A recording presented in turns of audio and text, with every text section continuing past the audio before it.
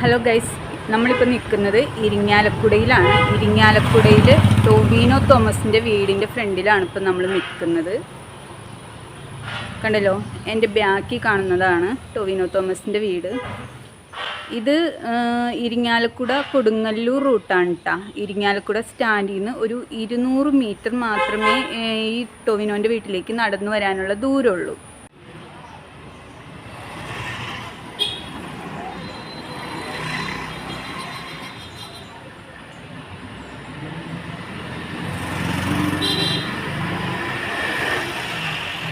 അപ്പോൾ ഇതാ ഗേറ്റിൽ തന്നെ നെയിം ബോർഡൊക്കെ ഉണ്ട്. ET Thomas M.Com LLB അഡ്വക്കേറ്റാണ്.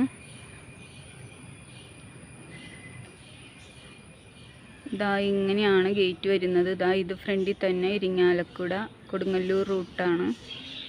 എപ്പോഴും വണ്ടികളും ബസ്സുകളൊക്കെ പോകുന്ന റൂട്ട് തന്നെയാണ്. ഇവിടെ പാർക്കിംഗ് സൗകര്യം ഇല്ല. മറ്റു വണ്ടികൾ പുറത്തുനിന്ന് വന്നു കഴിഞ്ഞാൽ പാർക്കിംഗ് സൗകര്യം ഇല്ലാത്തത് കൊണ്ടാണ് ഇവിടെ എപ്പോഴും ഗേറ്റ് തുറന്നിട്ടിരിക്കുന്നത്.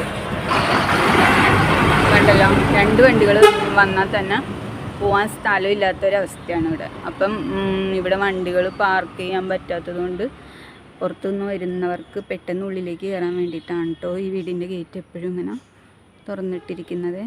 കണ്ടല്ലോ,